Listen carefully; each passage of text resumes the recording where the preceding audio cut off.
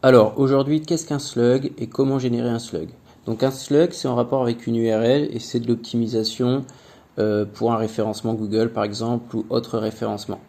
Donc c'est très important en fait. Donc le slug, exactement ce que c'est, tu vois, là je prends un exemple d'URL, donc là je m'appuie sur un article de blog que j'ai écrit là-dessus, après je te montrerai un outil aussi pour en générer. Mais donc le slug, si tu prends cette URL, ici c'est la partie, ici la dernière partie, tu vois.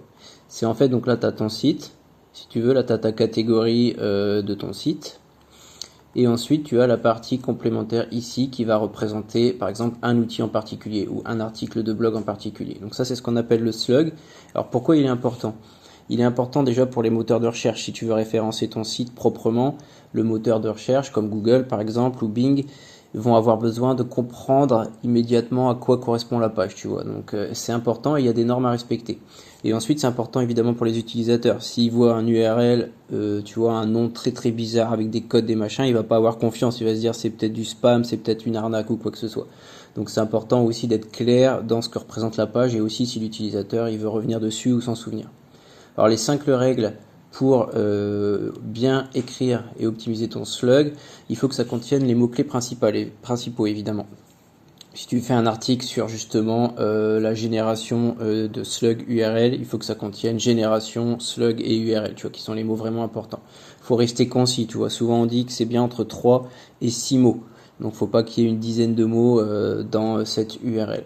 Faut supprimer tous les stop words, donc par exemple le, la, de, un, à, pour, tous ces mots-là sont des stop words qui ne servent à rien, qui n'apprendront rien à Google. Faut utiliser des tirets médians, les tirets du 6, comme on dit, entre chacun des mots. Et ensuite, faut retirer, bannir tous les accents, les majuscules, les caractères spéciaux. On ne veut pas de tout ça. Donc là, tu vois, si je te montre par exemple ici, tu vois, ici c'est un slug parfait. Il contient vraiment la description de l'outil. Donc c'est un générateur de slug pour URL, mais il n'y a pas les A, les pour, les le, les machins. Il y a les tirés du 6 entre chaque mot. Il fait 3 mots, ce qui est bien, on n'en veut pas plus, etc. Tu vois, donc ça c'est vraiment les règles comme on les a définies.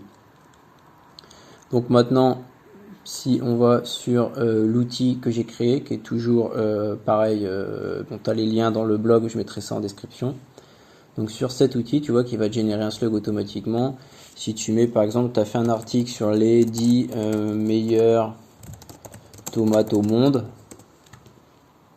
par exemple. Donc tu vois, il va te créer, tu vois, le truc 10 meilleures tomates monde. Tu vois, il va directement te mettre les bons tirets, te garder que les bons mots, ne pas mettre par exemple au. Et voilà, il va te le formater vraiment basé sur les 5 règles optimales que je t'ai précisées tout à l'heure. Tu vas pouvoir aussi un petit peu jouer sur des choses. Donc on va pouvoir changer la langue ici. On va pouvoir, tu peux ne pas conserver les chiffres. Ou alors, donc tu vois, il va mettre meilleure tomate monde. Ou alors tu peux conserver les chiffres. Tu peux mettre le nombre de mots maximal. Donc si tu veux par exemple qu'il y ait moins de mots dans le slug par exemple. Mais souvent tu peux laisser ça par défaut, c'est bien.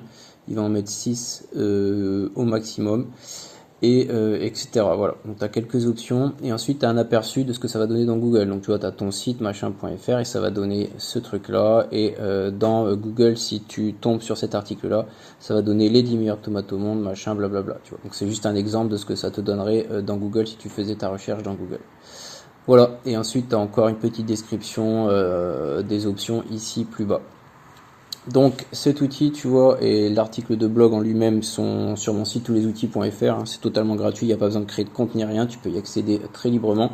Je te mettrai ça dans la description et d'ailleurs, si on retourne à l'accueil, tu vois, et j'ai beaucoup d'outils aussi 100% gratuits, sans compte ni rien, qui peuvent être très intéressants sur plusieurs domaines, tu vois, les images. Tu peux avoir des trucs du calcul, sur du texte, sur de l'aléatoire, sur de la conversion, sur du web. Voilà, tu as plein d'outils ici. Tu as aussi des articles de blog différents. Tu vois, là, j'avais traité ce sujet-là. Et voilà, je te mets tout ça en description. N'hésite pas à t'abonner si tu veux en savoir plus.